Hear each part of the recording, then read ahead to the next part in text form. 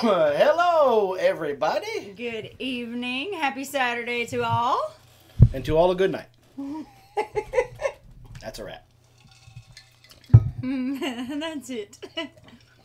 What's up, ladies and gents? Gents and ladies. Mm-hmm. All right, we got Vina, Mud Pie, Spicy White Bear, Incense, Keto Country, Can't Do Cardio. Who's your guest star?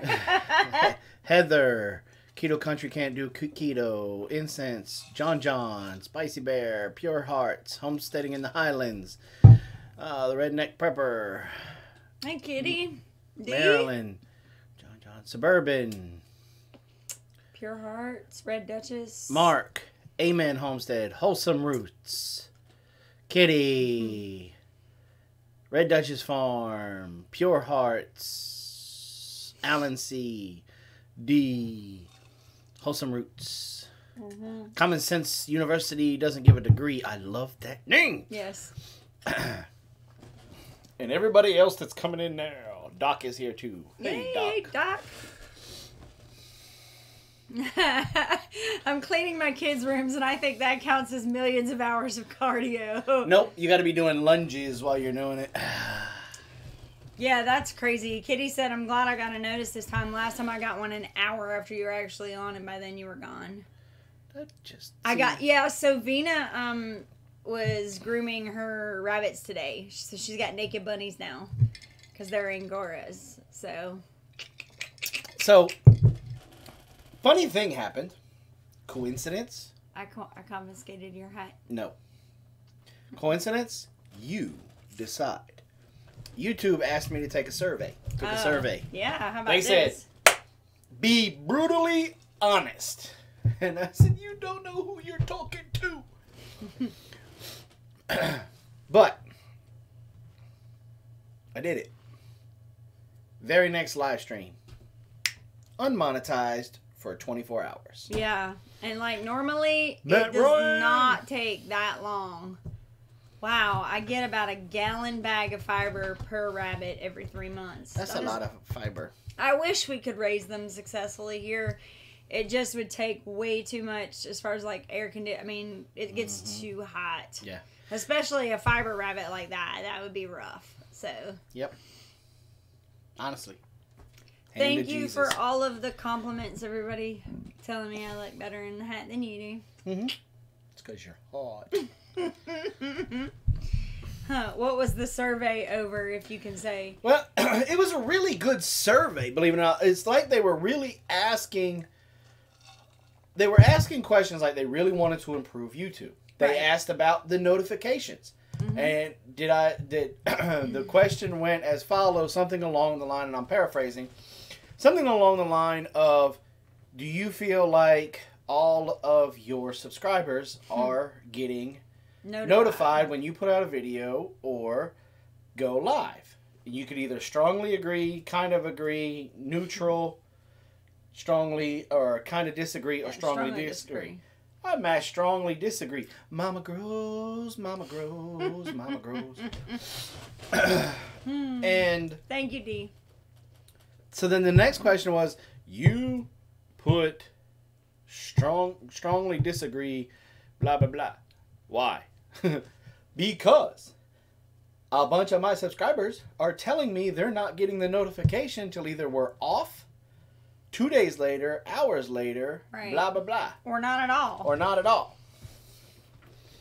So, hopefully, YouTube...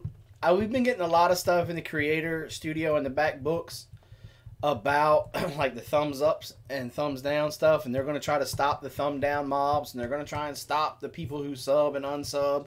So... YouTube is trying to work out the glitches, or at least they're putting the face on that makes it look like they are. Right. I'm going to go to the side of YouTube is trying. Mm-hmm. For now. To do the right thing, and so I'm kind of excited about that.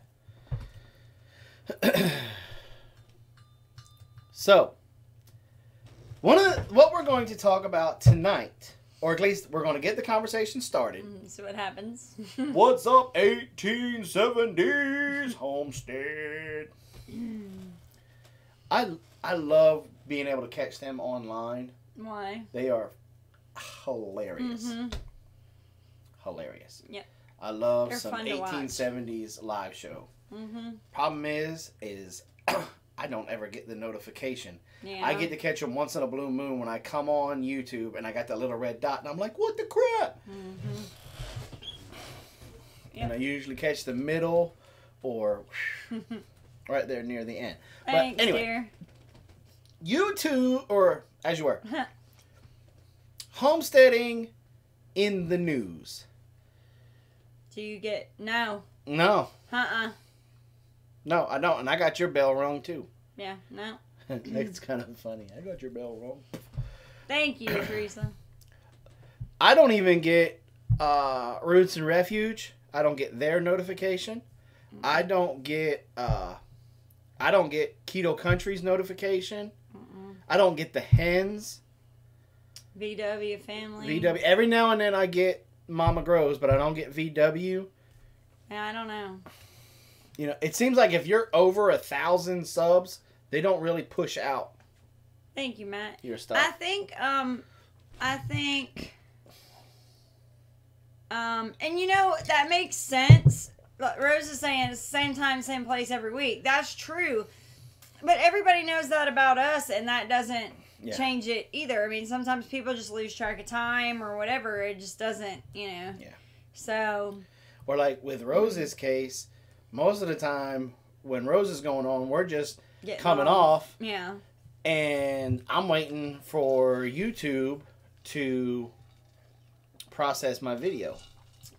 Well, and not just that. Getting something to eat. Right, that's what I was going to say. A lot of times we forego eating dinner, and then we end up having to eat dinner afterwards. So,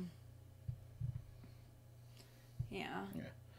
So, homesteading type topics in the news. Number one is kind of gross. What? The poop bricks. Oh. So, if anybody ever told you that they pooped a brick, you know. This is pretty funny. Have you ever heard it? It scared me so bad I damn near bloop a brick. Right? Gross, yep. Well, that's a thing now. Yes. That is a thing now. Thank you, Australia. Land Down Under. Yep. The Land Down Under is very big in the sustainable movement era. They're very big in renewable energy. They're very big in going green. Yep. Well, they came out with a way. They came out with a way to take your poo-poo and turn it into a brick. Also known as biosolids.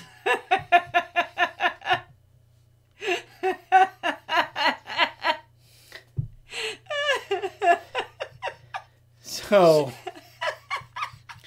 if you say that dude is huge, he's built like an Australian house. It could be true now. Yeah. So 30% of the world's biosolids are in landfills. That's the statistic that they had. 30% of biosolids are in landfills. And so what Australia has decided to do is convert those biosolids into clay bricks. Yeah. So. Yeah. So, hey, now you really can't have a poop wall, Jason. I'm very curious why they would choose to turn it into building materials. Why can't they turn it into energy? I don't know. I mean, this was just saying that they, you know, it was an article I was reading, and they were talking about how they were able to use it for something productive. And I don't think they're worrying about as far as energy goes. I think they're trying to keep it as a solid instead of having to do processing. And then the other thing is they said it was, it doesn't retain heat as much. So they're able to keep, it kind of reminds me like cob. Like the way that it is, it doesn't, it doesn't hold heat. I'll have to find it again real quick. But I thought it was pretty neat what it was talking about. But one of the questions was, will it smell when it when it gets wet? But it's been fire kiln, like they throw it in a kiln and they heat treat it.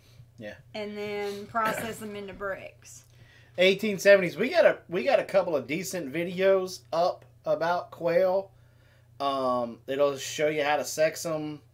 The very first one that we done, that was one of the first videos that we've ever done on YouTube. It's about 6 years old.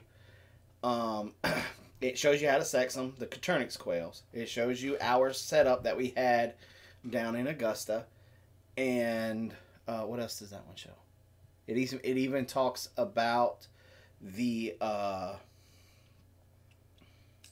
feed that we were using at the time. Mm-hmm. Now we also have one. It's called Sustainable Living Quail. On there, we go into, we pretty much say a lot of the same stuff, but we go a little bit in depth, a little bit more, and then of course, Fried Squash did a quail video as well, and it was straight out of Coturnix, is what that one is called. Quail was our gateway animal.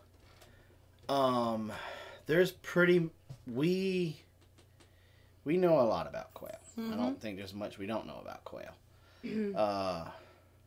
When it came to processing them, at first we skinned them. That was fun. The biggest thing to remember with quail is to put them in raised coops.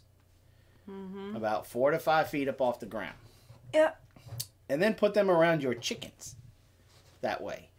Quail are extremely messy eaters. We fed ours a game bird feed.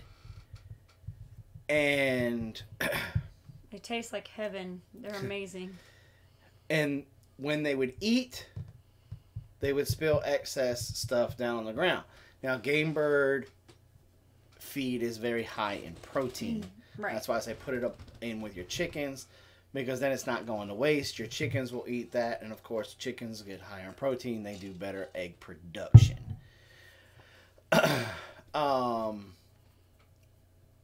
High bowls don't prevent waste. Not at least in our case, it didn't. No. They'll get inside the bowls, and then they start throwing food everywhere. They're messy eaters. In our experience, they've been messy. We've had them up high with high trough, like gutters. We've had all kinds of different stuff, and it doesn't matter what we do. So, you could do ducks, turkeys, any kind of bird that's up underneath. We'll clean up after them. Quail will not go broody. So if you want to... Hey, Barb. Continue your line, you're going to have to incubate the eggs. Quails won't go broody, especially the Coturnix. Some people say the bobwhite will, but I don't ever risk them. Are they cold hardy? I mean, it's hard for us to say. We don't get very cold, so I'm not sure. They are registered as being cold hardy, but one of the things that you can do to be on the safe side is like how when we came up here, we built our one coop, and we put the extension inside the chicken run for the quail. And then we had an enclosure inside the coop for the quail. We also had a light fixture in there. You don't have them now. You had them before. What happened? We ate them all. We ate them all. We ate them all. And then our supplier went belly up. Him and his wife got a divorce, so he kind of got rid of all of them. I guess, okay, so you're kind of over speaking a little. So we don't consider it waste because we end up calculating that into feeding our chickens. So Yes. we don't worry about trying to find another way to feed them because it serves a purpose. Mm-hmm. So it encourages the chickens to still scratch Right. because the food's there. So we're accepting the fact that they're messy eaters and using it to our advantage. Yeah. Because we've tried the whole, with the tube coming down and letting them eat through a tube and all that stuff. And we still end up with stuff on the ground. So, all right. They can handle coal very well. They've handled the negative teens here with no issues. So, There you go. and no extra heat source. So that's good. Yeah.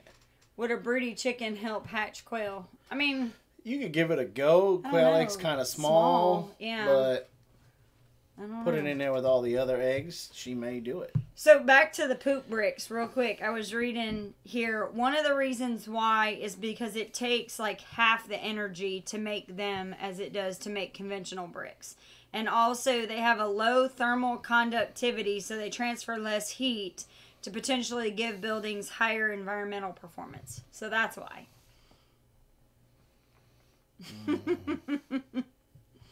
So yeah, that's what I would think, that the chicks won't follow the chicken. You'd have to remove them.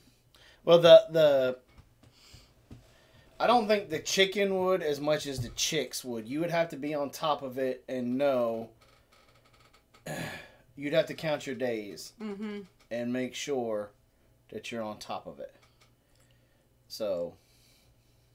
Poop bricks wouldn't be any good in colder climate. Right, exactly. No thermoconductivity. Yeah. So, yeah. So anyway, I just thought that was kind of interesting. They're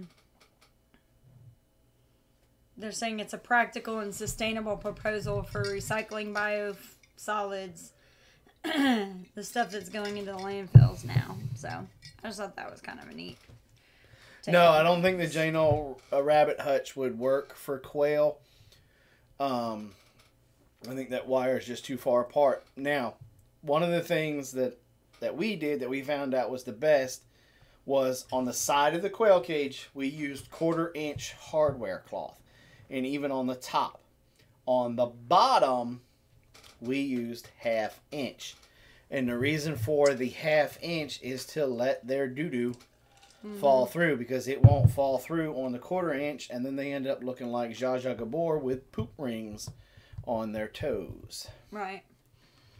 Now, I have seen, Tommy was telling me that they saw, is it AJ Farms, maybe, has the plastic coated hardware cloth that they use. I guess they use the bigger or not so small, or I don't remember, but whatever the case is, it was a different option compared to what we use, which was just the metal. I prefer the hardware cloth because it helps with predator prevention. Right.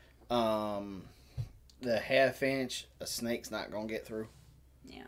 And anything larger than that, though, a good rodentivore snake will get through. And then he'll be stuck back there in the corner. Right. And you've got to make sure when you build these cages that you staple them in very well, nice and tight, with no bow in them, because if you get a snake in there, a decent sized rat snake will eat 3 or 4 at a time and just curl up in the corner, digest them, come back, eat 3 or 4 more, and go back and forth until you don't have any quail left. Yeah. So. Anyway, let's see. I pinched my hardware cloth between pieces of wood. Yeah, you can do that too. Yep, that'll work too. Yeah. That's why I say the J-Knoll thing won't work. Will they be able to walk on it? Yeah, but you're inviting a snake to come in. Pusa Studios. That's they're friends with a two family. Yeah. Yeah. Awesome I don't know. sauce. I don't know if I've seen them in here before. Welcome. Also, yeah, we've thought about doing pheasants, but they're so. We did pheasants one time, and it was. We were so green to homesteading at the time, and Blaze was still young. And what's up, JP? Thank you. Blaze was so young at the time, and every time he'd open the cage door to help feed, they would move so fast they'd jump out on him and they were gone. Gone. They would take off. They were gone. So Chile, expat family, welcome from Chile, South America. Hey. Very cool. Chile. Awesome sauce. All right, what's our next topic? The one that really kind of got there's two actually. So one thing that I was running across was an article that was talking about the issues with the threat to sustainability because of the fact that we don't have a whole lot of biodiversity in the crops that are grown in the world, not just in America, but in the world. And the more I read it, the more it got me thinking about different things. I don't know that I didn't know this, so I'm not sure how many of y'all might know this, but 50% of what's grown in agriculture lands around the world, okay? So anything in the world grown, 50% of that land grows only 4 crops in the entire world. Now, can you guess what those 4 are? I'm curious to see if you guys can catch these. Only 4. 50%. Only 4 types. Okay. Corn is definitely one of them. Wheat is one of them. So wheat and corn. Soy is one. Soy. Soy, corn, They're not going to wheat. get the last one.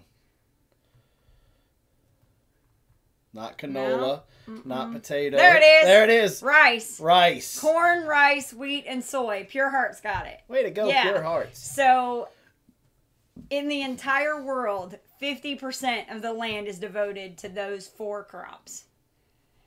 And so, the problem with that, and then there's 152 other types of crops in that other 50% of the world. 152 crops for 50% of the land. So that's crazy to me. Like, that just blew my mind.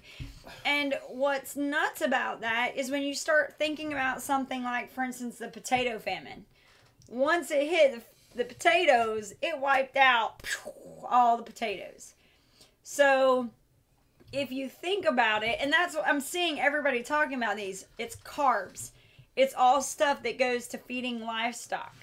It's stuff for alcohols. So, well, I ain't got no problem with that one. No, but even corn alcohol is being used as a biofuel. I mean, you're talking about different things. When you start thinking about if something wiped out one of these 4 crops, what would it do to the world if 50% of the agriculture land is one of these 4? Like that, they're kicking me out of the bar. I gotta go. So, I just wanted y'all to think about that. Like, the implications of that. If there was a bug that was able to, do whatever to wipe out that one. And that's why, I guess the reason why I wanted to bring that up is to get y'all to realize just how important biodiversity with your crops, how important that is. Well, that was the first link in the chain that broke our food system. Well, we went from a polyculture to a monoculture. And that's exactly what this is. And it will only take one fungus to mutate, that it's not, is the fungicides are not killing it. It takes one insect to mutate that the insecticides or the pesticides are not killing it. It takes one weed to mutate, and the herbicides ain't working. So that's what I just wanted everybody to kind of think about that. Yeah. So that's exactly right. Bananas are running into this problem now Vina again. Is on it tonight, boy. What about what happened to cotton crops with boll weevils? Exactly. Potato fungi damn near killed those in Ireland. Exactly. So that's what I'm saying is that... I mean, was Vina in here when we were doing I guess she was. She got like a bug in here or something? I think it is. So yeah, so that's, I thought that was really, really interesting to think about. Well, think about how much stuff has corn in it. A lot of your condiments have anything corn that says high fructose corn syrup. Coca-Cola has got corn. Some bioproduct of corn. Yeah. Only takes one bug to get through for another country through imports. Exactly. Yep. And that's one of the things like I run into with where I work. They make us, we have specific bug traps that are out that, you know, they have to come check. The Department of Ag has to come check and make sure there's no new bugs that come through on any of the shipments we get and everything. Not just disease. Environmental changes will also do it. Like coffee and vanilla beans. Yep. Okay, so we're going to move on to the next topic now. But I'm going to put like a parental advisory sticker on it. This one's going to get y'all fired up. Remember to please keep my chat family friendly. This got us fired up. So I know it's going to get y'all fired up. Okay? So just not taking it. Don't take it out on each other. Don't take it out on us. But this one is going to get you fired up. Okay. We put the link to this article from Forbes magazine in the description. So if you want to go back and read it or leave them a nasty comment. Or you can open up in another window if you want to kind of, you know, just briefly kind of peruse over it. Are you going to show us your hair? No. It's going to be rough to beat the chat about poop. Okay. Okay. Right, here we go. So the title of this article is Dear Homesteaders, Self-Reliance is a Delusion. Well, let me just let that settle in there for just a second. Dramatic pause. So, this article was written on July 29th, 2017. Okay? And, yeah, here we go. Here it goes. So, wait, hair, lowered ears. Everybody's all excited about your hair. Okay, come on, read. Okay. So, this says, basically, I'm not going to read the entire article because I don't want to get into any kind of copyright or anything like that. But the synopsis of what it said is, the guy said, look, I am a fan of these shows, when the Doomsday Prepper shows were coming out, and the, you know, Naked and Afraid, Live Free or Die, all of these shows, right? Homestead Rescue, all of these, right? But let me quote what he says. He says, but there is a central delusion in these shows that is never far from my mind when I'm watching them. Off-the-grid people are not self-reliant, but instead are mooching off of the civil society, government, and safety net the rest of us contribute to. So I want to know what y'all think of that. Wait for it. No, I understand that those shows, let's not even talk about those shows. Let's just, somehow it's from California. So let's see what everybody says about that. Wow, considering that they exist because of past homesteaders.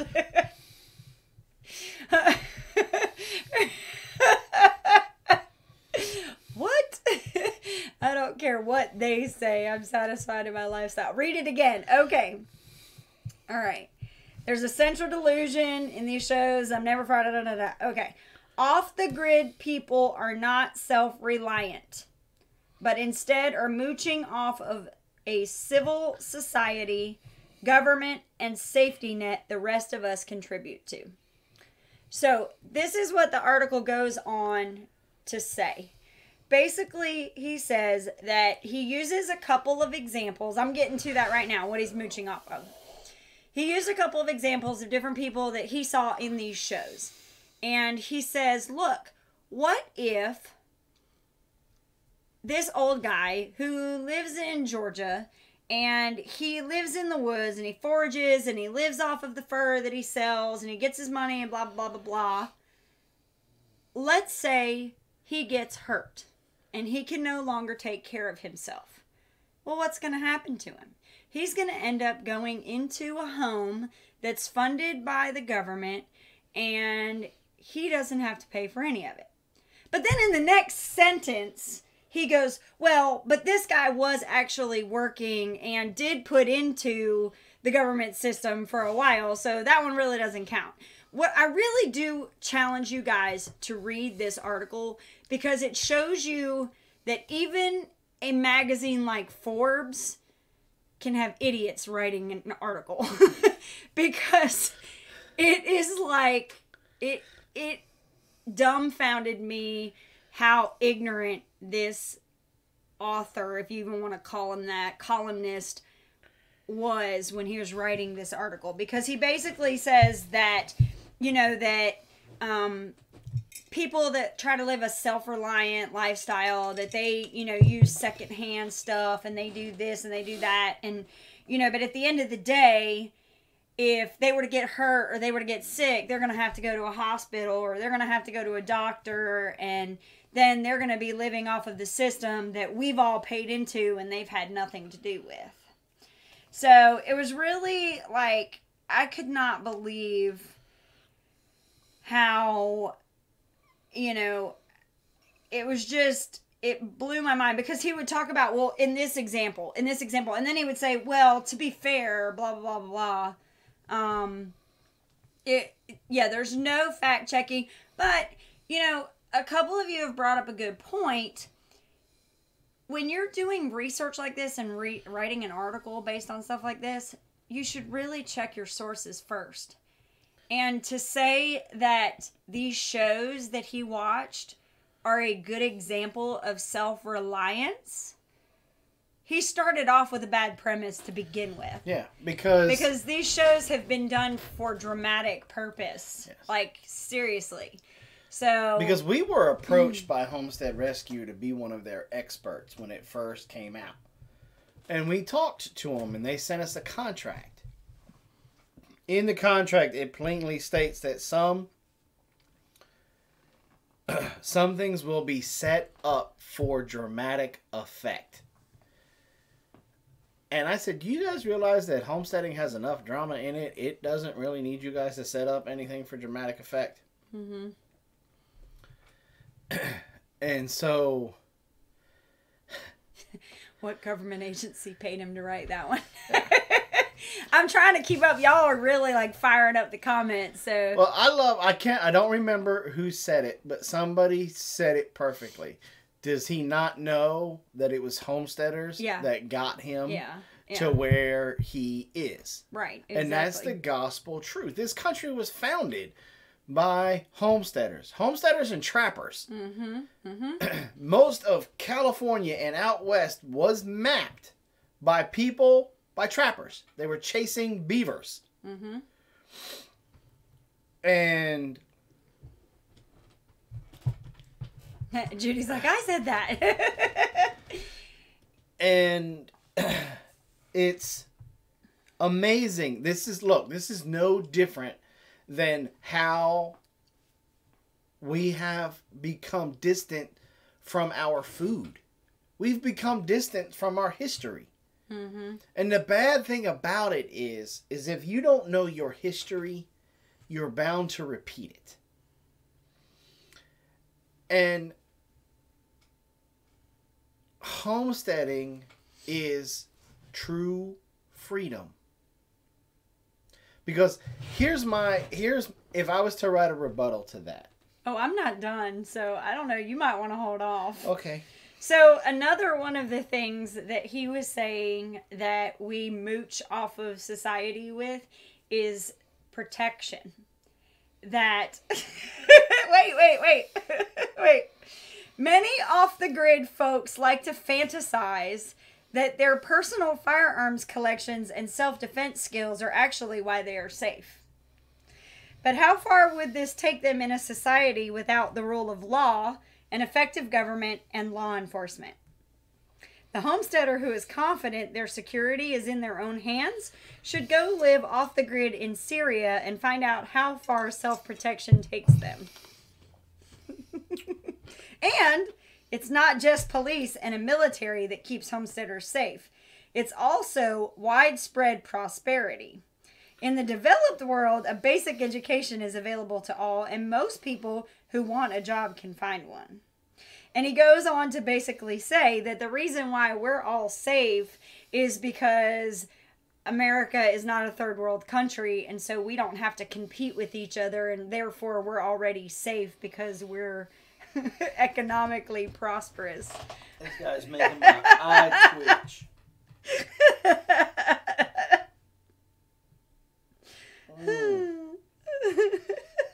Are you done now? Wait. You didn't give me the forewarning about that I knew you were gonna love that one. So, yeah. So anyway, yes, I'm pretty much done now. Okay. I gotta follow my own rules and keep it family friendly. Ooh, y'all give me a second, please. Oh, boy. Pure Heart said, when are y'all moving to Arkansas?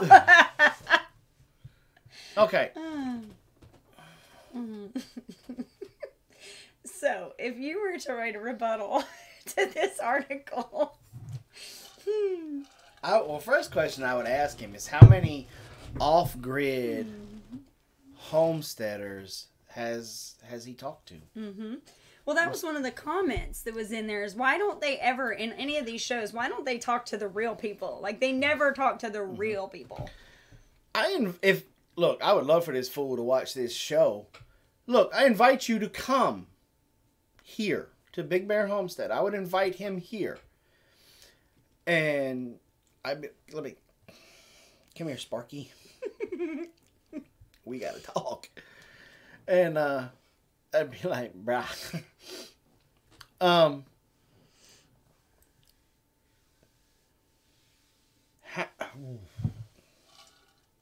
So anyone can find a regular job. Okay. The unemployed are something like 15% of the country. Collecting unemployment is like 10% don't count towards the government information. Again, somebody said it. Let me look, see if I can find it. Venus said, my eyes are rolling so far back in my head that I can see myself think. He don't know what he's talking about. Somebody said it. They are scared of free and independent people. Mm-hmm. They are scared of free thinkers. That's why they came out with that Common Core math junk.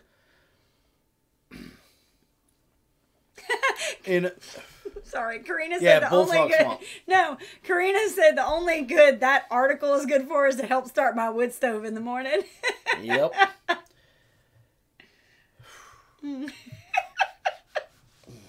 That's why we homeschool. Yep.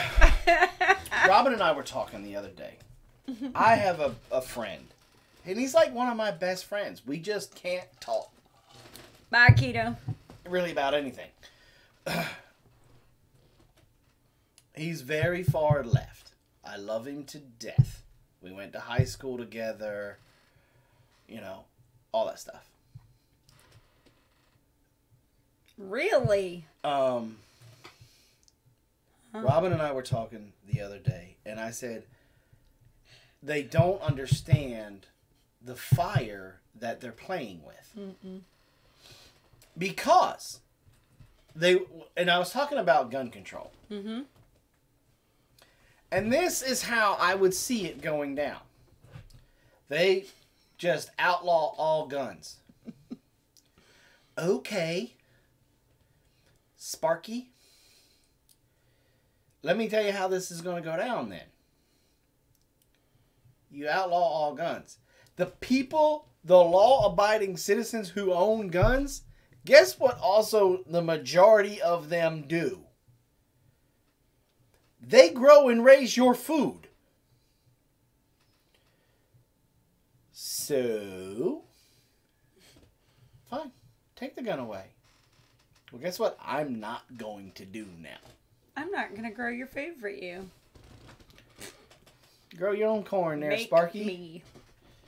Yeah. Grow your own wheat. I love the stickers that say, if you ate today, thank a farmer. If you can read this sign in English, thank a vet, or thank the military. Yeah.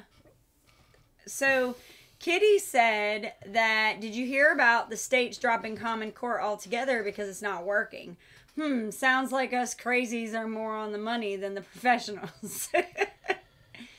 And then I love Barb. Barb was like, I can't comment because I can't keep it friendly. I'm more focused on keeping my blood pressure in a good range. Dee said that article should be used to add to the poop brick. And then everybody's talking about how Common Core is being dropped in certain places. Yeah. Let's see. Here, guns are strongly controlled. Most farmers have them. Yeah. Yeah. They need to get back to the basics. Don't have own Homestead, but I can see it. Bill Gates admitted it doesn't work. There you go. My kids can do the Common Core math, but they struggle with basic math. Well, if they've been brainwashed into it and teaching it from the whole time, I mean, that's kind of hard to convert back to the other way. Well, at the end of the day. Hey, two family. The United States of America is a republic. We have a lot of freedoms that other countries don't have. Other people don't have. And we are a wonderful country. Hence the reason why everybody's trying to come live here. Legally or illegally.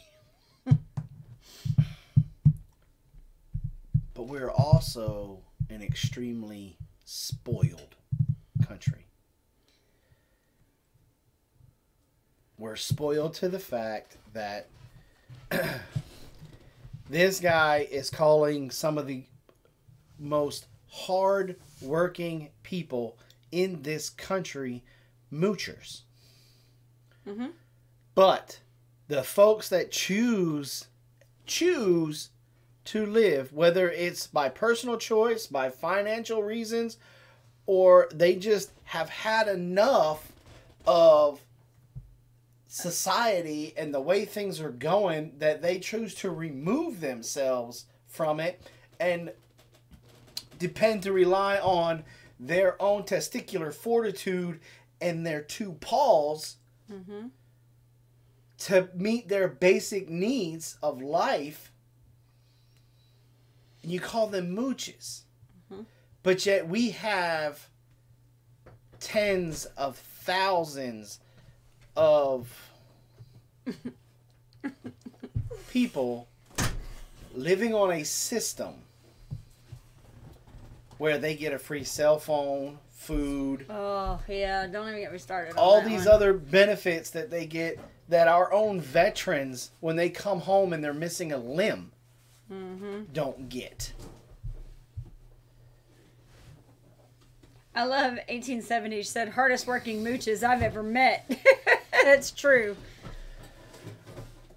We don't all have testicular fortitude. Okay, ovarian fortitude. Go ahead with it.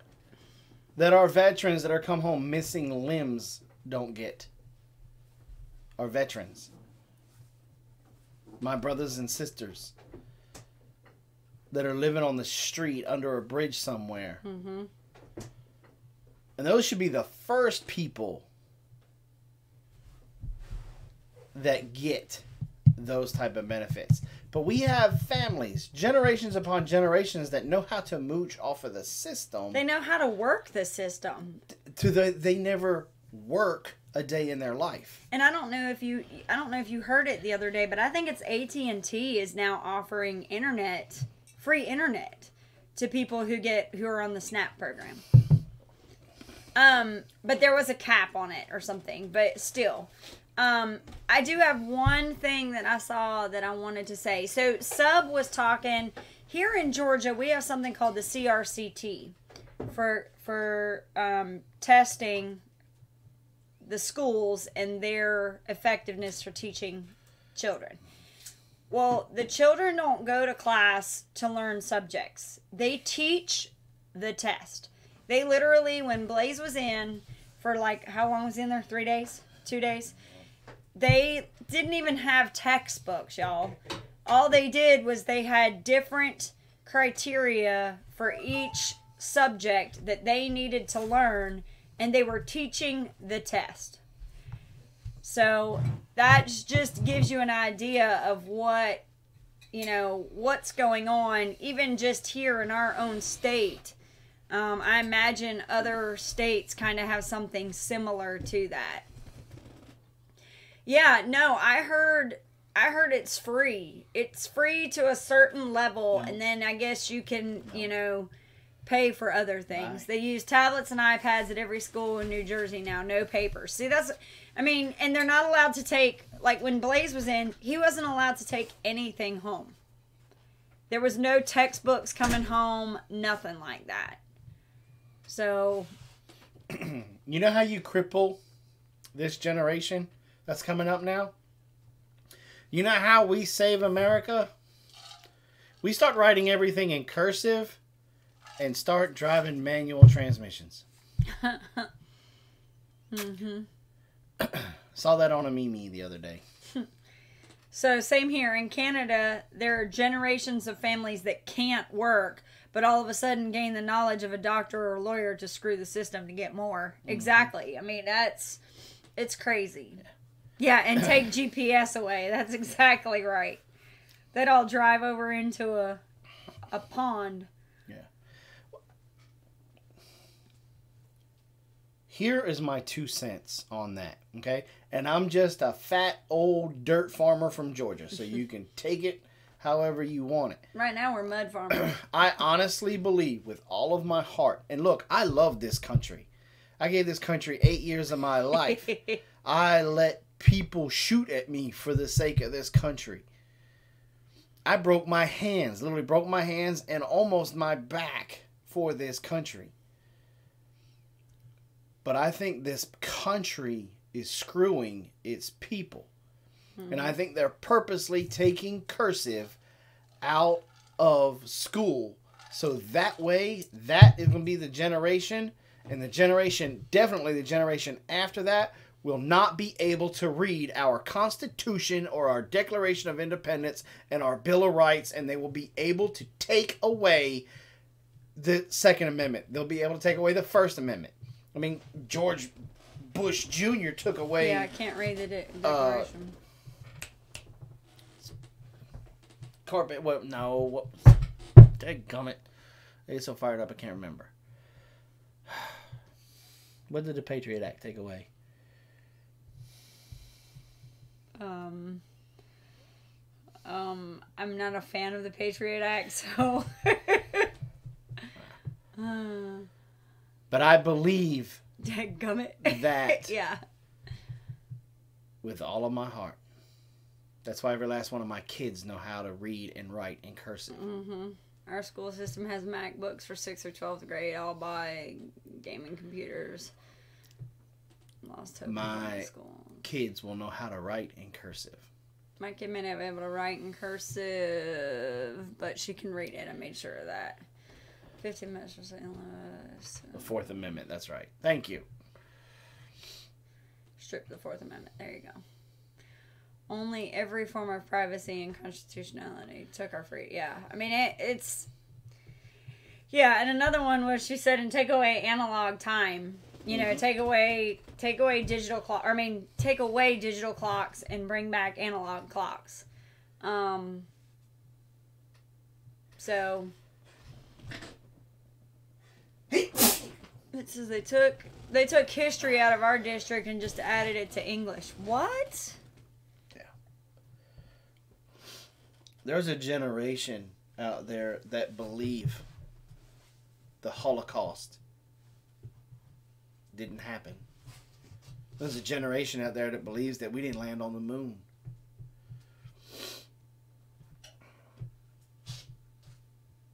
There's a generation out there that will join a group of animal rights activists and try to compare slaughtering chickens to the Holocaust. Yeah. Mm-hmm. Or the earth is flat. Yes. How did we get back to that? I'm dumbfounded by that. That there is... I honestly believe that sometimes that these people, like this guy who wrote this article, have nothing else better to do than to go, the Earth's not really round. Look at that. They aren't allowed to teach the Holocaust in the UK. That's crazy. Yeah, brainwashing. But you know, if you ever see good pictures of up really high, you can see the curvature of the Earth. I mean, it's not... Thanks to family. Flat earthers are entertaining though. Yes, they truly are. Okay, so one of the things that was said, Amen Homestead said they got what they wanted, a herd of sheep. So just to switch, let's get another fired up for the next 9 minutes. How many of y'all watched the State of the Union? One thing that I thought was absolutely embarrassing, but very telling. I thought that in the UK that they teach it. You would think they would. One of the things that I thought was eye-opening and depressing is that these women, oh boy, dressed up in white for suffragette rights and blah blah blah blah blah, all this stuff, whatever. But yet they allowed Pelosi to tell them how to behave. So they basically just traded one master for another. And I don't know about all these women that are in here, because I know there are a lot of them. I do not want my daughters seeing her and these sheep as a good example of how a woman is supposed to behave.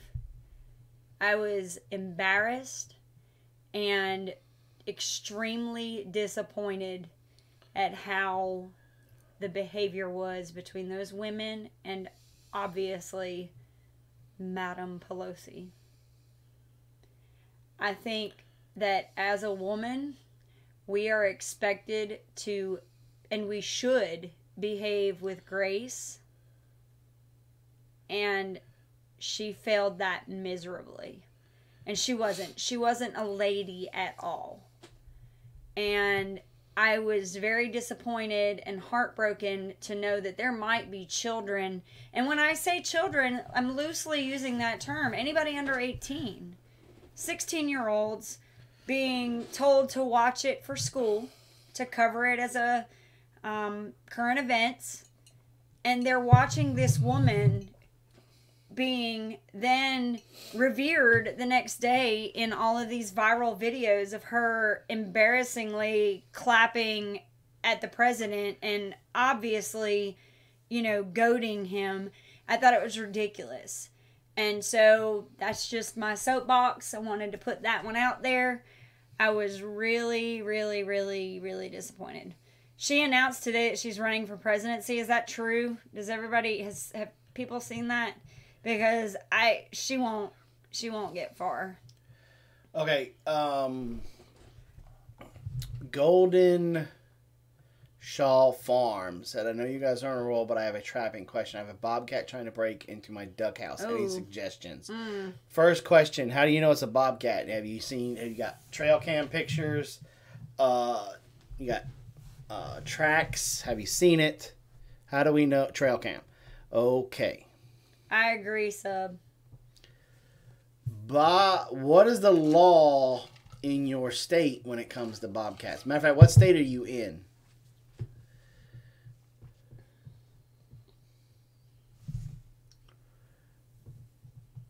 Vermont.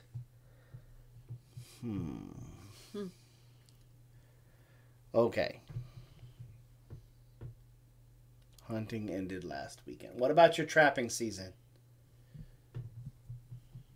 Up north, y'all got crazy. It's early December. Okay. You can get him qualified as a nuisance animal. You are going to have to go through your Department of Natural Resources. You're funny, Vina. Go through them, get it, see what you got to do to get him registered as a nuisance animal. Once you can get him registered as nuisance animal, you can get a permit to shoot him or trap him. Trapping bobcats is relatively easy. You've got to be able to get their attention. You know where he's coming. You know what he's trying to do. So you can put the trap out on the path to your duck house, or you could even put it around the duck house. Mm-hmm. And you need some type of an eye attractant to get his attention. Now, what have we used in the past? I've used feathers. I've used rabbit fur. We've hung pretty much anything that will sway in the wind. Feathers are a big one. We turkey feathers, anything like that. Yeah. If you need a trap, we can sell you some MB550s. Those are brilliant for the bobcats. They're great for bobcats, coyotes.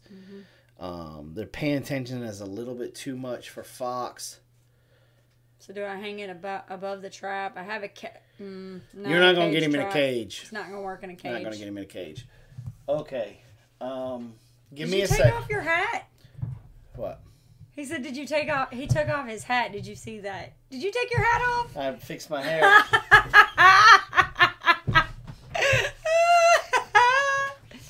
I totally missed it. What are you doing? You're gonna turn the camera around and we're gonna do a drawing. Oh God, here we go with the whiteboard, y'all. Hold on. Dang it, I missed it. Do that again. All right, hold on. Okay, we're gonna turn this first. Because that's gonna shine that. And then I'm gonna turn this over here. Alright, good. Alright, we good? Yeah. You can see the board? The whole board? You can see the whole board. Okay. Hold on, I'm gonna make it steady. Let's just pretend this square is your duck coop. Okay? There we go.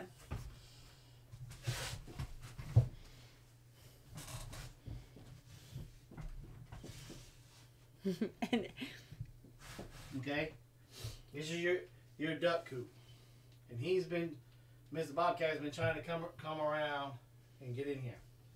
Now what you can do, if like this over here is the game trail that he's taken to get to your coop, what you can do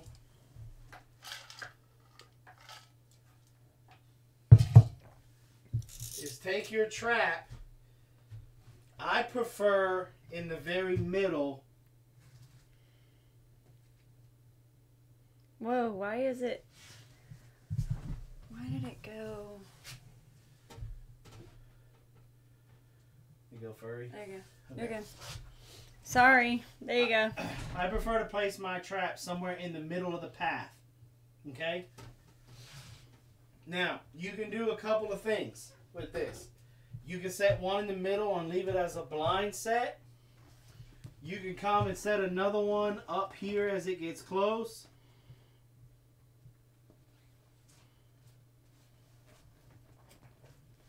And make it a dirt hole set.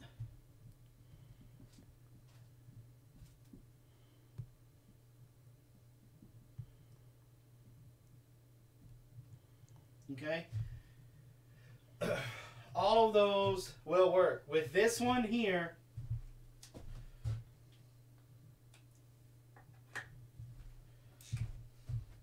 With this one here, you don't have to do anything else. It's blind. It's called blind for a reason. So no bait. You just set it in the middle of the walk path. No eye attractant.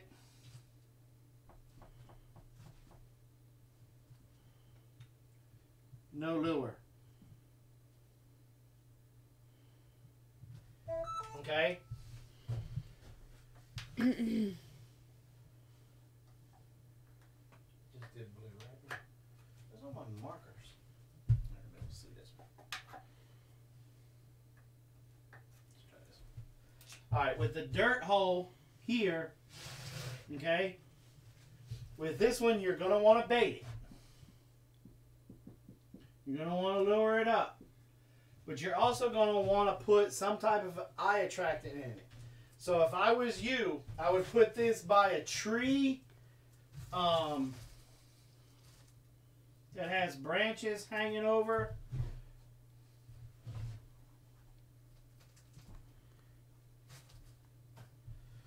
Put it by a tree that's got branches. Okay? And then from the tree,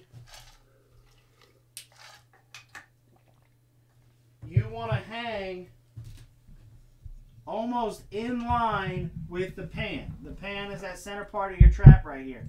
You want to hang something down that's a feather. Feather, chunk of paper, piece of aluminum. One of those things that work really great is they used to sell them in the Dollar General. It was those spiral wind chime things that weren't really wind chimes, but how the sun or the moon would hit them, and they would take a bunch of light and just pinwheels. That's another one. Something like that that's going to move. Something that moves.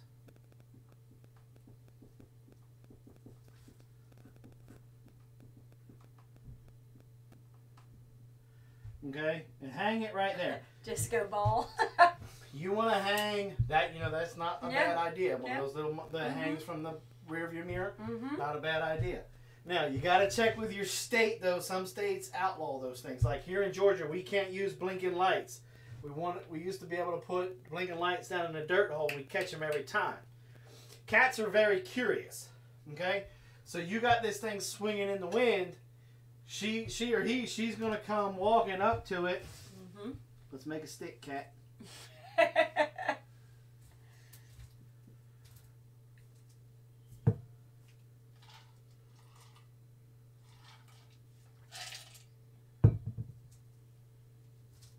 Little bobby tail.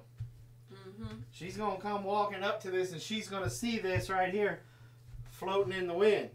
Well, she's going to get up on her back legs, and she's going to try and paw it. You want to guess in the pictures that you took, you want to try to guesstimate her size and make this drop down line just long enough that it's going to get her attention, but one that she can just barely touch it. And she can't get it. She will get so fixated on this right here, she's not going to pay attention to anything that's in here. And she's going to put one of her back feet right there. And you're going to catch her by her back foot. And you just go out there in the morning, shoot her with 22, and be done with it.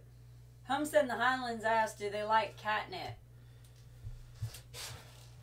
I don't know. I don't see why not. Now, another another thing that you can do is if this doesn't work, if she's so fixated on this duck, she just wants to have duck. Peking duck or whatever. We're talking about bobcat right now, Mama Gross. This cat just has to have your duck, and nothing's going to take her focus off of your ducks. So then what you do is you know where she's trying to get in at. Okay? I would put a trap every so often. The heavy area where you see her tracks. And don't bait it. Don't lure it up. Don't put any eye attractant. Just let her walk all the way over it. Blend it back in really well. Yeah, make sure your dirt's sifted. And put them all around this baby. Gonna have to step on something. She's gonna step on it. Yeah. because she's going to be fixated on trying to get in there to those ducks. She's not going to be worried about the ground. She's not going to be looking at it. But you have to be very scent conscious when you do this. Yes. Leather gloves, a kneeling pad, or if you have hip waders or chest waders, put them on. And then that way when you kneel down in the ground, onto the ground, to set all of these traps around there, you won't be transferring your scent to the ground. And blammo, you'll catch her that way. Personally, I would tell you to try back on the trail first. Get her before she gets there, because the danger that you have is if you catch her, all animals, whether you're talking about a raccoon, a bobcat, a fox, coyote, possum, skunk, doesn't matter. You got your trap right here. There's a little trappy trap. Double long spring trappy trap. Boop. They step on it. Okay? There's going to be a chain on this trap. Okay? And this chain's going to have swivels in it so that way the chain can't get cranked up. And you're going to have it anchored into the ground. Okay? So that way it can't get pulled out of the ground. Or you're going to have a super long chain with a drag on it. Okay? That way she can run a little bit and this drag's going to get caught up. But one of the things that she's going to do, that animal's going to do, is however long this is, they're going to make what they call a catch circle, and they're going to tear up that area. There's not going to be anything left.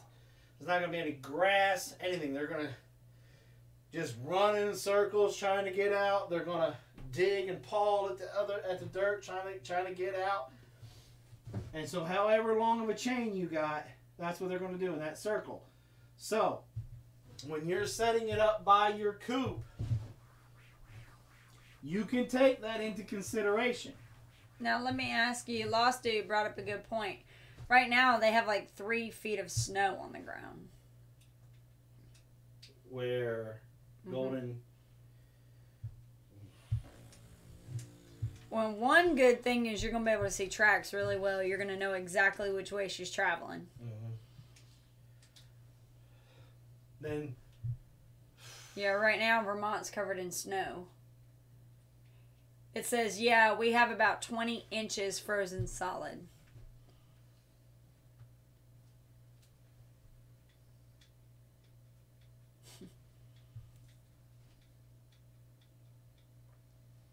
Okay.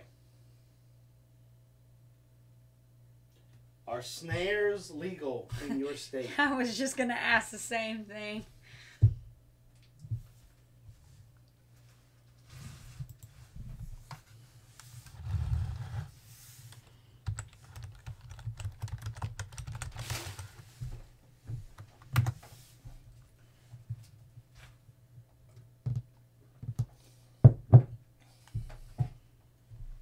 Robyn's looking it up for us. Nope. They're not legal? Doesn't look like it. Ban the use of snares.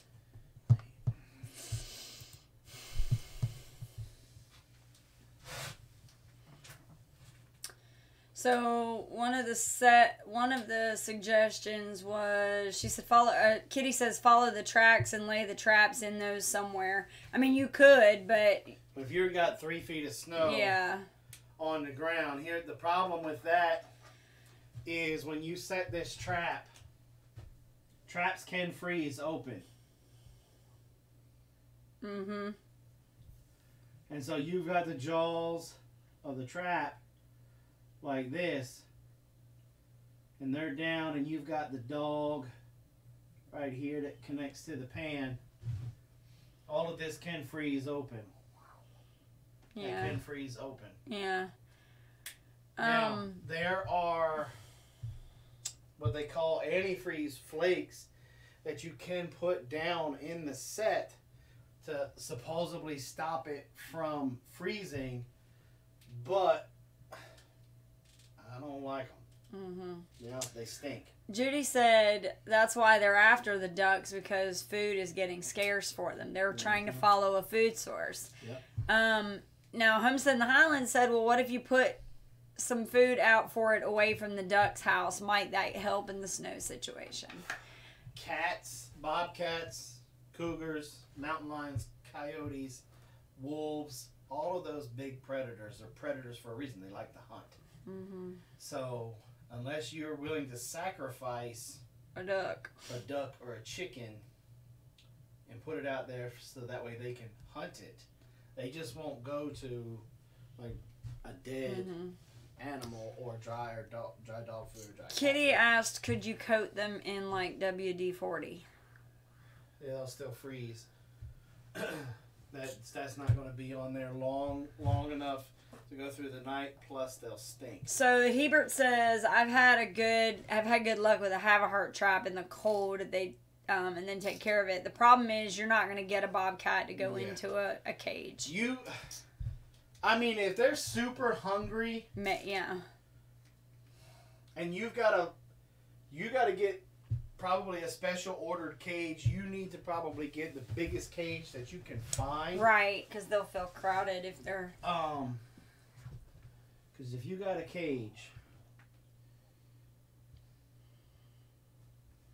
here's your door to your cage. Karina says use a snare trap and a bullet and keep your mouth shut and don't run to Fish and Wildlife for a refund on the price of the bullet. SSS. That's the 3S method. Shoot, shovel, shush. But the problem with some of these states, like in Ohio, they were bringing back cougars, mountain lions, whatever you want to call them, pumas. And there was a reason why they weren't there anymore. Because all the old timers hunted them out because they were being predators and they were going after the goats and they were going after the sheep and they were going after the calves. And so the old timers there got together and they did cougar hunts where they hunted them out of that area for a reason. Anyone's spot. But they got brought back in. But now they're tagging these animals up underneath their skins with electronic locators, electronic GPS systems. So you have your pan for your cage back here. Okay? You got to figure out how you're going to get... It's too big of a door. I have 18 ducks. How you're going to get this crazy animal to come walking into this cage. You're going to put your bait back here. And I would put a stick right here through the bottom of the cage. The animal won't step on the stick. He'll step on this pan. Which then closes this door. But you're in snow. Yeah. So you don't have a whole lot of ways to camouflage this cage. If you were dealing with a lot of rain and stuff, I'd tell you to take a whole bunch of dry grass and just drape it all over this cage. Don't ever block the back. Make sure that that cat can see all the way through it. But to be honest with you, 100% honest with you, I would not do the cage. I wouldn't call your Department of Natural Resources. I wouldn't call them. Good luck, Teresa. I wouldn't do any of that. What I would do is walk down that trail where that cat is coming, and I would set up snares all the way down that trail. Set them 10, 15, 20 yards apart. Your little pigtail. He said, so it sounds like if I could get a permit, I'm better to just hunt it. Yeah. you can get a permit to do that if you don't want to do this. But I would go to someplace like southernsnares.com. Try to order you some power snares. Set them up along the trail.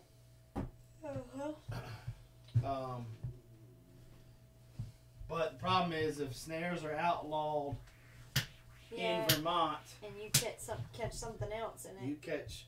Well, no, you won't be able to get them shipped to you. You'd have to come to somebody like me. Oh, I gotcha. And say, hey, I want X amount of snares. I buy them. You pay me for them. I buy them, and then I ship them to you. And then we act like we never known each other. Can you move them for Can you move the ducks for 24 hours and use the coop for bait scent? I don't know why. And do what? Catch them inside the coop? Oh.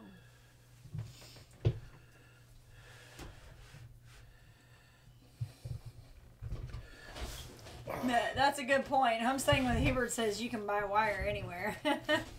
Yeah. FBI, he's just kidding. He won't do that. Wink, wink. Put this down just a teeny bit. If you weren't covered in snow, it would be different. It would be a lot easier to handle with the MB550s. Why am I having a hard time getting that to adjust? There we go. But being that deep in snow, your traps are gonna freeze open. Excuse me. So. Talking TTPS. You know, if your local government won't give you a permit to do it, then you've got the 3 S's. I would shoot it. I'd get it so far away from my homestead and throw it in a river, bury it, something. Because I wouldn't trust the fact that it wasn't tagged. Sounds like if they weren't covered in snow, it wouldn't be mooching around looking for food. Well, not always. You see, look, this is the time. Mm-hmm. This is the time that predator attacks happen. Why? Because food sources are scarce. It doesn't matter if, even now with us, we don't have snow. We're fluctuating between in the teens to in the 80s. Mm-hmm. But their food sources are low. Yeah. There's no, for the mice, the rats, there's no real berries or fruits or anything like that. Elk and Anchor? For them to eat on. So then the mice and stuff are staying in their burrows, eating up on their stocked food. So now the foxes, the coyotes, the skunks, the bobcats, they don't have a food source. Yeah. Because they're all staying in their burrows. And so then you run into the issues where they're hungry. Mm-hmm. And so now they're expanding their searches more in their territories, and they find a chicken coop or a duck coop. Mm-hmm. Yeah. So he said he's pretty sure he can get a permit. I have a farm LLC, and I know the Fish and Wildlife guys and the NRCS guys. They're pretty reasonable. I mean, then that's what I would do. Yeah, then that's what I would do. I would contact them and say, look, it's a threat to my livestock. And, I mean, it's 18 ducks. It would be a massacre if you got in there. So, let's see. All right. So. Elk and Anchor in the house. Mm-hmm. Whoop, whoop. Hello. He said, hey, Big Bear. So we got the cutest Instagram little story message today from Elk and Anchor Homestead. His little boy had on a bear shirt. Oh my God. It's like this little, almost looked like a onesie kind of thing. Like, really tight shirt. And had all of these brown bears on it. And he was so cute. He's like, do you like my bear shirt? I love my bear shirt. So stinking cute. Yeah. It just totally made our day. It was just wonderful. Yeah. Mama Gross says, "Can we chat about my predator issue?" Sure. What you got? What you got? Hat off replay, Jason. What's eating at Mama Grows? Mama Grows. What's eating at Mama Grows? D, you're right. When humans become as hungry as wild animals, watch out. But you know, we don't know how to protect ourselves, according to Forbes. So let it go. Let it go. We're going to try to help Mama Grows. I'm missing a chicken. I found a very small pile of feathers. What do you think? Can I get a little bit more than that? Did we get the otter? No, but we have a beaver. We got a beeve. And we're going to leave him alone for right now. I like my beeve. Oh, you took your hat off again. Aliens? No. Missing a chicken. Very small pile of feathers. That could be a fox. Let's see, you're out there in Utah. That's all I found. No body parts. No signs of a struggle. That's one of your bigger predators. Your coons and possums will come and eat out the neck and the chest cavity. A fox will take... Yeah, it's more than likely a gray fox. A gray fox will... Gray foxes love to climb. It's nothing to see a gray fox at the top of a telephone pole. Now, is that possible? What? Could she be off with a clutch somewhere? It's possible. It's a little early, though, for that. Yeah. We're still kind of in a weird time frame where they're just starting to lay again. I don't know about over in Utah, but... I mean, but... What about a hawk? It's too cold still for snakes. A hawk, possibly. It may have caught it, pecked it a little bit, and that's why you got a small pile of feathers. But the rabbits seem taken fine. off. Yeah. Pile of feathers is just... It could have been that owl that you were talking about. You know, but an owl usually pops the head and leaves the head and then takes off. But everything in the animal kingdom, remember these words. Everything follows its food source. Mm-hmm. And it's also going to take the path of least resistance. Mm-hmm. So if it's easier for the fox to get your chicken than it would be to get your rabbit, well, then he's going to have 11 herbs and spices. Wouldn't canine or feline species leave blood behind? Not necessarily. Mm-mm. Not necessarily. Mink drink the blood, right? Well, they don't necessarily drink the blood, but they'll eat out all the smaller insides. But a mink is the Italian mafia hitman of the predator world. He's not going to leave any witnesses behind. He's just going to go in there. He enjoys killing. Mm-hmm. He's a little mental. So he's going to go in there and kill just to kill. He will carry it, kill everything.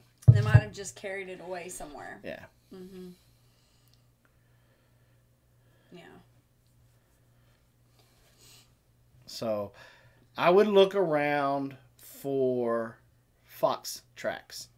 It's going to look just like a dog track, but smaller. Mm-hmm. Now, if you see one that looks like a dog track, but you don't see the claws, then you got a cat. And that could be even a large tomcat. That could have, because you're in a neighborhood. Mm-hmm. But you know what? The way that everything is growing, you could have a bobcat come by too. What would leave a body then? I assumed it was a mink. In Louisiana, minks are not so much in Louisiana. I mean, they're there, but they're few and far between, just like us. So it just killed it and left it? Yeah, a large tomcat will carry it away. Next snowfall, I'll look around. When I was a kid, fast food definition was running over a chicken. Did it eat any part of it? What was what damage was on the chicken?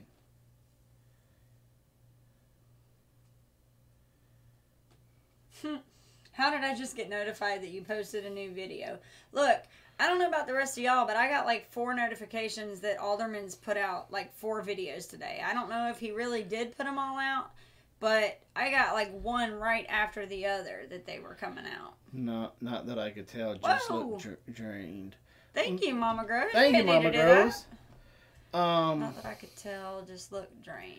That chicken could have just died. Could have just died on you. Louisiana has a lot of moles. The fox will kill and leave if it's full. There's your pole dance, Mama Gross. There you go. Thank you so much, Mama Gross. Thank you. Louisiana has a lot of moles, yeah, but a mole's not gonna do that. Get a lot of notifications late, even a day or two late. Yeah, I don't even try to. Turn that heater off, please. Can I trap any of those predators in a live trap?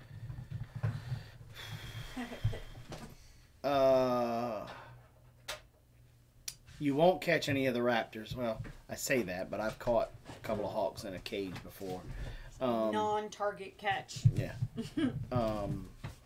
But the foxes, bobcats, your canines and your felines are very hard to get into a cage. It's not impossible. Some people can do it. And it's been known to get done. But it's just, you got to be extremely careful. Because with canines, and look, a canine is a canine is a canine is a canine. It doesn't matter if it's the Taco Bell dog, or if it's Wile E. Coyote, or if it's the big bad wolf. Right. They're all canines. You have to trick their nose, their ears, and their eyes. So when it comes to a cage, you've got what a cage looks like. You got this big box that they're kind of like, no, I don't see a way out of that. Because remember, they do survival every day. They're cautious because everything has a predator. There's nothing that's on top of the food chain. Right. People get eaten by bears and by sharks. So you've got to fool their eyes. You've got to camouflage that cage to where it doesn't look like a cage. Yeah. So trap placement is key. The camouflaging of that trap is going to be key. Then you got to make sure it doesn't smell like a human being at all.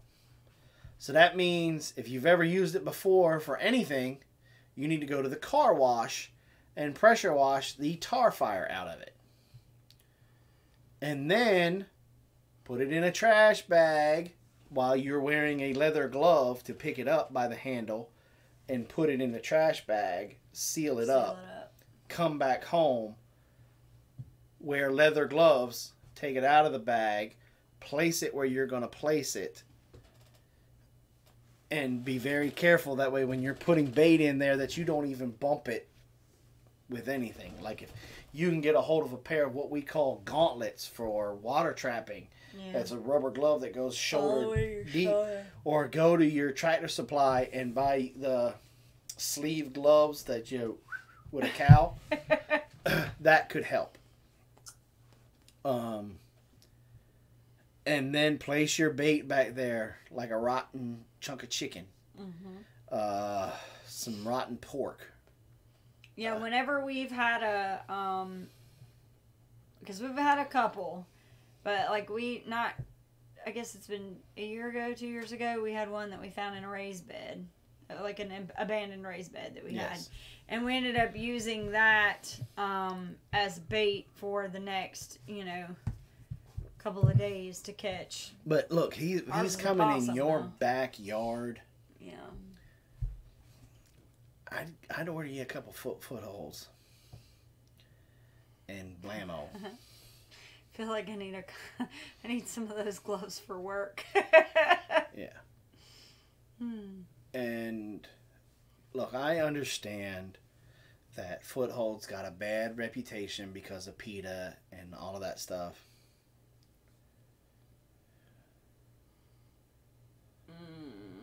Yes. She said, so I have been butchering rabbits in the backyard, leaving red piles of snow for the chickens, putting the rest in the buried compost piles. Yeah. Am I inviting trouble? Yep. Yep. If you're going to put your intestines and stuff like that in your compost, which I think you should, put them in there, turn it. Mm-hmm. Don't turn the whole thing if you don't want to. Just turn it a little bit. So that way that stuff gets under there and the scent is gone. Blood-stained snow. Pick the snow up. Put it in that compost. The heat from the compost will melt the snow. Yeah. And the blood will drain down in there and it'll go away. Mm-hmm. And then take your coffee grounds from that morning and then put it on top. And that coffee will also help be a cover scent for the blood and the guts and stuff. Yeah. You know, you're in Utah. I think snares are okay in your state, so you could even do that. The problem with snares and with cages and even with footholds is they're not target specific. Right. You could catch somebody's cat. With the cage, if it's heavy enough to set off that trigger, you're gonna catch it. Right.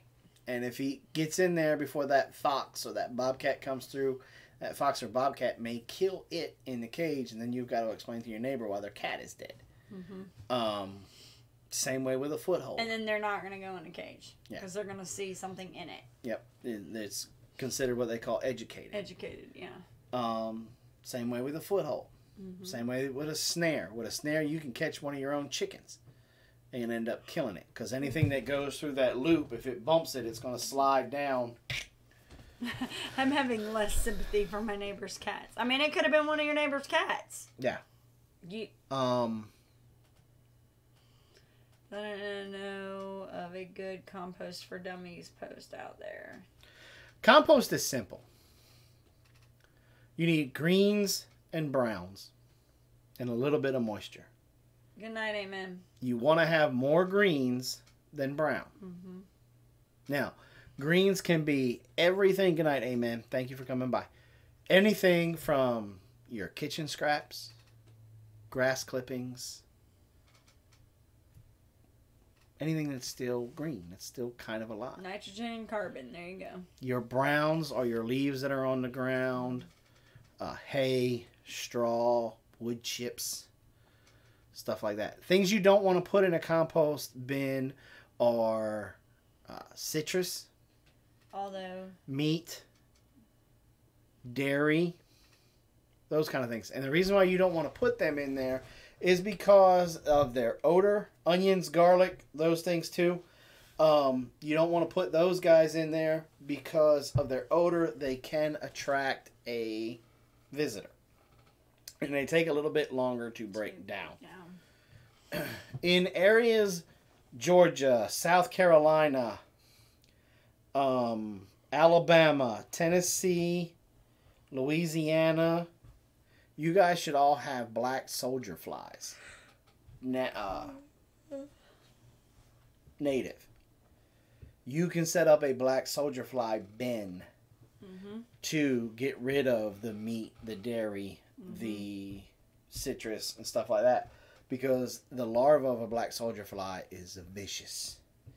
He has a voracious appetite and he will eat. I have put full carcasses of coyotes and stuff in my black soldier fly bin, and within a week they've been gone. We have put calves in there. We did put a calf in there. It was gone within a couple of weeks. Yeah. What about eggs? What about eggs? In compost? Yeah, you can put eggs and eggshells in compost. I strongly suggest you put eggshells. Yeah. Eggshells in there. I would need a stronger stomach. I mean, it was a good way for us to do. Yeah, we put we had a very small calf, and we put it into the box, and I think it was about a month, but it did it. I mean it. And it never smelled. There was not much left. Yeah. They were all over it. Yeah. But, of course, that was in the middle of the summer where they are like... Yeah. the soldier flies are laying like crazy. So, and then you take those larvae and you go feed them to your chickens. Yeah, because what you do, and we're getting ready to have a video out on this in a couple of weeks. But the long story short of it, I mean, we already have one up, but we're rebuilding that black soldier fly bin. Is you have a angled ends on Good night, either Homestead end. the Hounds. Then you have a bin to catch them in. And right before the larva turns into a fly, he will crawl away from the food source, and he will crawl up this ramp and fall into the bin. And then you can go in there every day, pull that bin out, walk over to your chickens, so put them in. Bullfrog says, I just don't have enough greens. I'm sure you do. You just might not be thinking of greens. So, like, anytime you weed, anytime you harvest something, if you've got greens on the tops that you're not going to use, you can do that. What about potato peels? Potato peels? Yeah. Yes. Yes, they will. Look, if you're as simple as you're harvesting spring onions. Yeah. And you pull the spring onion out and you take those first couple of layers off of the onion. Put that in there. Because of the dirt. Put that in there. That's green. The bottoms of lettuce. That's green. Gotta be careful. It says you can substitute bird manure for greens. Yeah. Yes, but the thing with your chicken manure and stuff, it's considered what's considered a hot manure. And that means it's because chickens don't pee, y'all. They don't go pee pee. Okay? They only go poo poo. And you so can pee on top of your grass. their poo poo is very high in nitrogen. Okay? And so you've got to let that compost just a little bit longer. But cow manure, horse manure, dog people use manure. A lot for that. Yeah. Oh, that sounded gross. You know, but chicken manure is considered hot manure. Rabbit manure does not have to be composted. That is like liquid gold or like solid gold. Yeah. We make compost, like a compost tea with rabbit manure, and it's amazing. You duck owners out there. If you have a kiddie pool for your ducks, it doesn't take them long to muddy it up. And they poo all in it, okay? Don't just dump that stuff out on the ground. Get you a gallon jug or a bucket, dump it in there, take it off to the side. Okay? That is a great compost tea. Okay? I always just make sure you put some browns and stuff in there and let it sit for a little bit. Where do the liquids go in the chickens? It goes in their poo. That's why it's in their poo. That's why their poo is so soft. It doesn't come out like a solid turd. It comes out like a. So about 6 minutes in the summer, I set up the duck pools near my trees. It's an awesome way to irrigate. Got a lot of deep bedding for my chickens and round bales of hay. How about that? That'll work. Yeah, I mean that's. You just want to let it compost a while so it breaks down and kind of evens out the nitrogen. So, all right. Well, it's almost 9:40. I know. It was another 2-hour live stream. The white part on the top of the bird. Right. That's exactly what. Yes. Yeah. Don't put dog or cat poop in your compost. I just disagree from many conversations with veterinarians. It depends on what you're feeding your dog or cat. Rabbit manure tea, we call it bunny brew here, is great for hydroponics. Hey, CB. And you could put it in there, Suburban. You would just be on the more cautious side and let it break down longer. Everything breaks down. It all depends just on how long is it's going to take. Like human waste. If you build yourself a composting toilet, which we're going to do. We're going to build ourselves a composting toilet during the summertime. And it's going to be a 5-gallon bucket with a toilet lid on it. It's going to sit down in a box. The toilet lid's going to be on it. Boom, boom, boom. We're going to have a little pee trough in there. So that way you can pee in the trough. And the urine goes one way, and all the solid waste goes in the bucket. And then you cover it with sawdust. And then when that bucket gets full, we're going to have a specific place on our homestead where it's going to be piled up. And it's going to sit there for about 2 years. Mm-hmm. That's what she was saying. I could be wrong, but I thought you need to treat any manure that comes from meat eaters like humans, cats, dogs, and compost it for at least a full year. Mm-hmm. Can you put poo in a container, add water, and let it turn to gravy? With dog and cat, you may be inviting much more problems, though, like heartworm and other pathogens that could make your animals sick, though. That's why you have to let it compost for a long time. I mean, an in-ground dog do system, let it cook for 2 to 3 years. Yeah. Mm-hmm. Yeah. So, that's the issue, is it can't be something that you just let it sit for 6 months and it's good to go. How long should you let chicken poo sit? Chicken poo needs to sit for probably about 6 months to a year also. Dee says, I insist my poop to be gone once it leaves the human body. Gone far away from my garden. You know, I heard Mickey Mouse has a really good composting system. And they have a very good botanical gardens and stuff that if you ever get the chance to go hang out with Mickey, then you probably should. Suburban and all.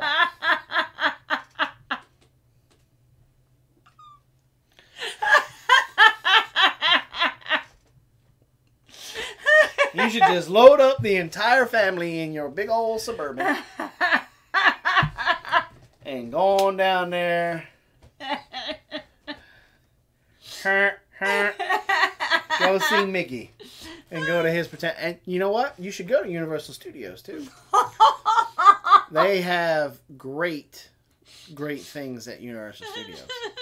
And speaking of turds, I'm not referring to you Suburban Hillbilly. I'm literally referring to the car Suburban. Yeah, no, yeah. You know me too well. Oh, that was just a little inside jab for Dee for a second there. Oh, I hope that's not her. It's probably her. Cuss you out. Probably got a little profanity right there. I got a little profanity. That's your tail. I sit on mine. Okay. Anyway. Y'all ain't right. Okay. All right, guys. Well, Mama Grows. I hope I was able to help you out. I had not heard of that. They said that earlier. Cow lip tea. I've never heard of that. Me neither. I don't know what that is. Don't know that one. Never heard of it. And was it Gothic that first brought up the Bobcat question? Who was that? No, that was Gold. Gold, that's right, Gold. I hope we were able to help you Gold out Shaw. A little bit. Gold Shaw, Mama Grows. And I hope we kind of helped everybody with those predator questions. So, guys. Suburban has a serious question, though. Hold on one second. Oh, boy. This is about to be bad. Go ahead, Sub. What you got? That's hugely helpful. Thank you. I really appreciate it.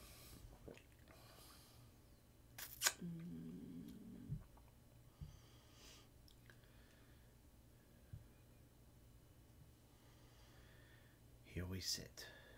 Broken-hearted. She's henpecking right now. Went to poop, but only farted. Seriously, me too. Should I really thin my lettuce if I'm going to cut as it grows? I think you should. From what I saw, I think you should. But, Jason, I might defer to that to Jason. Why does it take your live stream a day to show up and others are up in minutes? Well, usually because I'm hungry after we get done.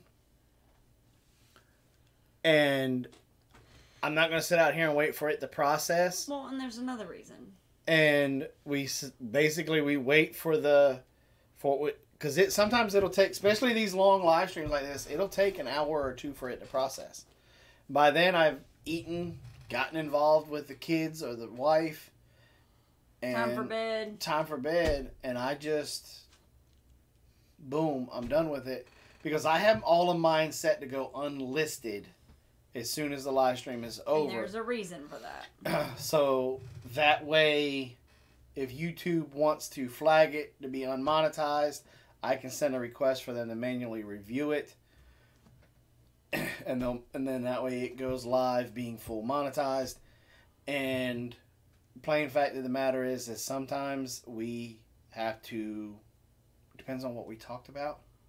If it's a subject matter that was probably too personal for somebody, I will contact that person and say, I will delete that stream for you if you don't want that out there.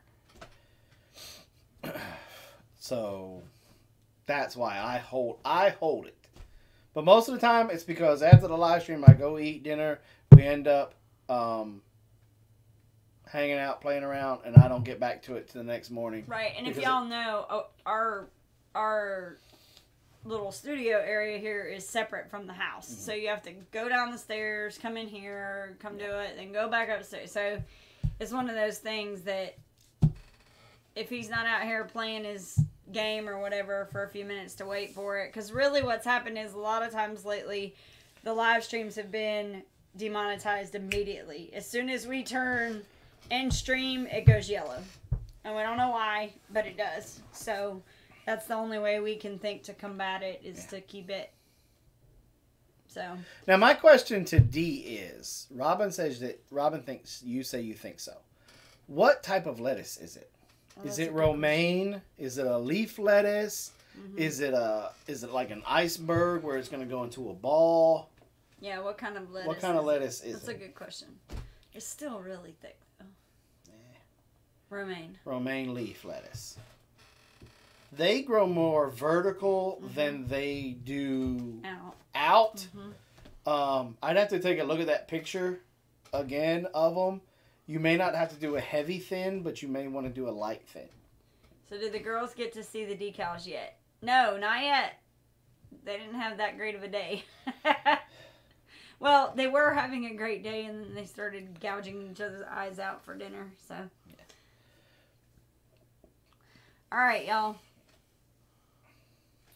Okay, so guys, thank you so much for coming by. We are going to be doing 2 collaborations this week. On Tuesday, we're going to let out the first collaboration, which is going to be 5 reasons why we go to YouTube. And then on Thursday, it will be the collaboration of if I could talk to my younger self. That's going to be a good one.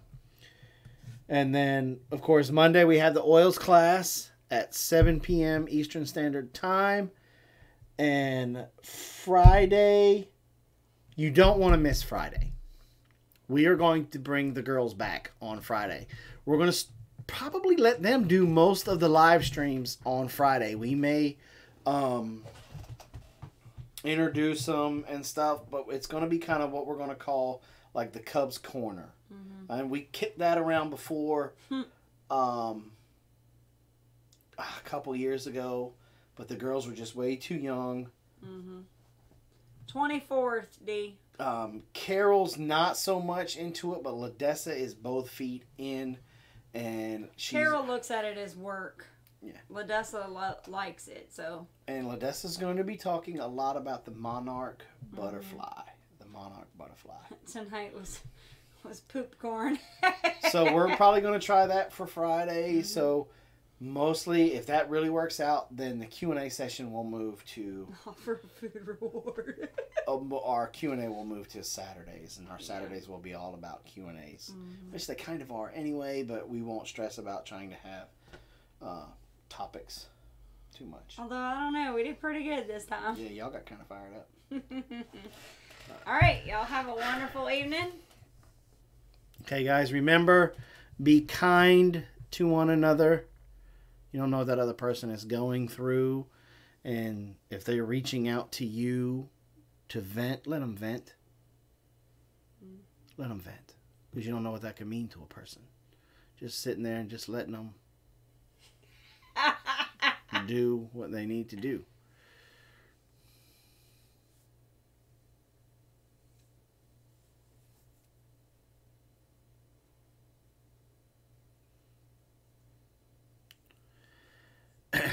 And so, y'all are funny. Man, am I like that easy to read? Oh, Mama Groves has your number. What are you talking about? I mean, she just knew it was coming. You never know whose eyes God is watching you through. That is awesome. That is awesome. I think I'm going to put that up on our board this week. That is an awesome saying. Pure hearts. Wow. Remember to recycle, reuse, repurpose, keep stuff out of the landfill. Look, we're all having these we talked about predator issues tonight. These animals need their own space. They need their places to live. The Lord gave us dominion over this planet, and we need to take care of it. We need to be responsible. So do that. If you have any prayer requests and you want to go up on our prayer wall in our command station, please send us an email, bigbearfarms@hotmail.com. In the subject matter, put prayer request. Yeah, Judy, if you'll send that to me, we'll put it up on your we'll put it up on our board in our house. And we will pray for you every day. Thank you guys for coming. Send me a message. And we'll see you Monday for the oils class. Yep. We will have a video coming out tomorrow, but I'm not going to tell you what it is. Bye, guys. Good night, y'all.